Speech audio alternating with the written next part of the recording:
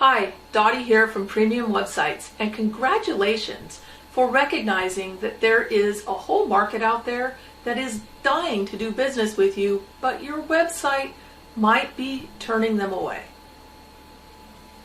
Go ahead and click the link below to download the report, and you will learn the 5 mistakes that business owners are making in concerns to their website that may be turning away the ADA market.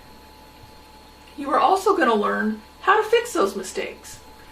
Now, some of these fixes may be a little bit beyond your technical capability, and that's where Premium Websites comes in. And go ahead and take a look at the ADA tools as well. It's a suite of tools you can add to your website, and there's a link below for that as well. That will make sure that your website stays compliant with all of the different ADA rules.